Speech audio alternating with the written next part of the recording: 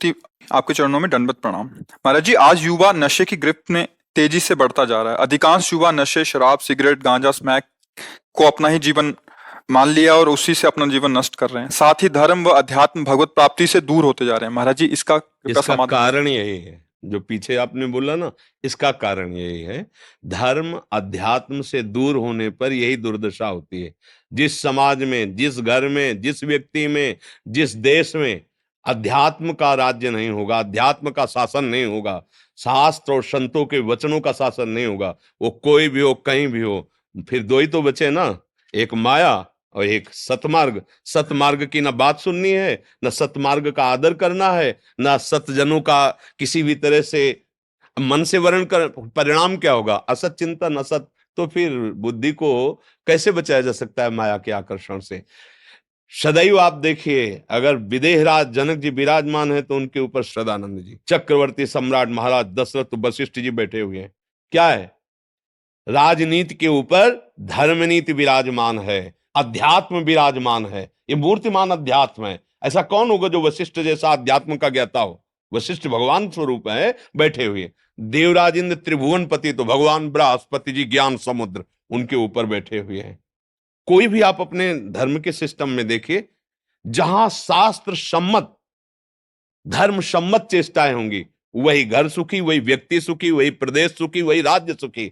आज हमारी जो नई नौजवान है, वो ना तो शास्त्र पढ़ना है, ना शास्त्र सुनना है। और बच्चे बच्चे जो संत जन कृपालु हैं, उनके लिए ऐसे सीरियल, ऐसे नौटंकी नाटक बनाए जाते हैं कि संत को देखते लगता है ये भिखारी हैं, ये फ्रॉड हैं, ये केवल मतलब पैसा लूटने वाले या व्यभिचार करने वाले या जो भी जैसा। अब ऐसे सीरियल बना के दिए जाते हैं तो नवीन पीढ़ी देख रही है संत में अश्रद्धा का भाव। शास्त्र का उनको किसी भी तरह से तनिक भी ना रुचि है, ना वो सुनना चाहते हैं, क्योंकि स्वेच्छाचारी मन उनको ऐसे करने के लिए निषेध कर रहा है। अब बचा क्या?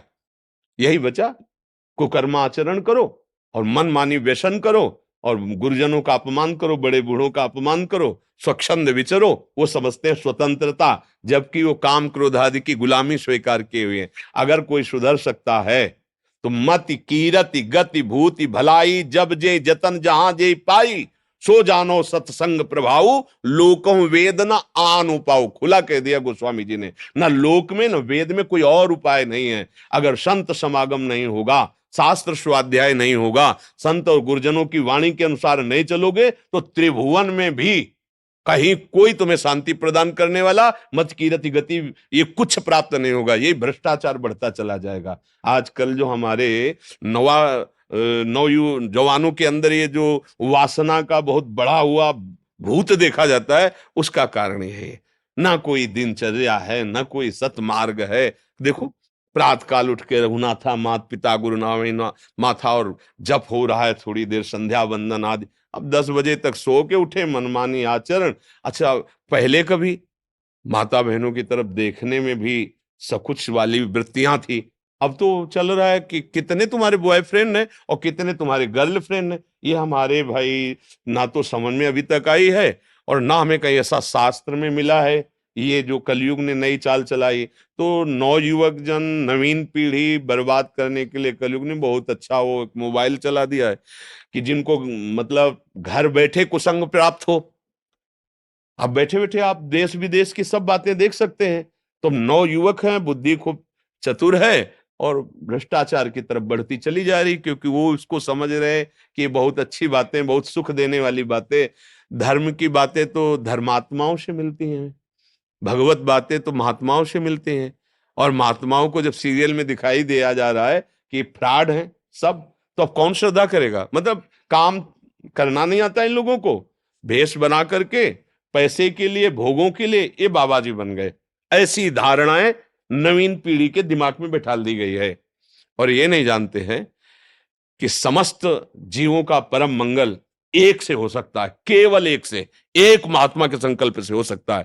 पर ऐसा उनके अंदर, उनको लगता है कि ये क्या ना समाज की सेवा करते हैं। अरे एकांत में बैठा जो रो रो के वो कृष्ण कृष्ण बोल रहा, उसी से तुम जीवित हो, उसी से तुम सुरक्षित हो। नहीं तो ये समाज जैसे पापाचरण हो रहे ना, ये आप समझ लो, ये जो थोड़ा भी कुछ मंगल अगर जगत में दिखाई दे रहा है तो उन्हीं महात्माओं के जो एकांत में बैठे हुए रोकर कृष्ण कृष्ण जप रहे हैं। भले वो समाज में प्रवचन नहीं करते, भले वो किसी टीवी में नहीं आते, भले वो किसी मोबाइल में आज तक नहीं आए, लेकिन उन्हीं की चरण रज, उन्हीं के आंसुओं से हमारा मंगल हो रहा है, दूसरों से मंगल नहीं हो रहा है। तो हमें जब तक संतों की बात पर विश्वास नहीं होगा, शास्त्रों के अनुसार हम नहीं चलेंगे, अध्यात्म को हम नहीं समझेंगे, तो सुधार हो ही नहीं सकता, क्योंकि इसी से होता है लोकम वेद ना अनु पाओ।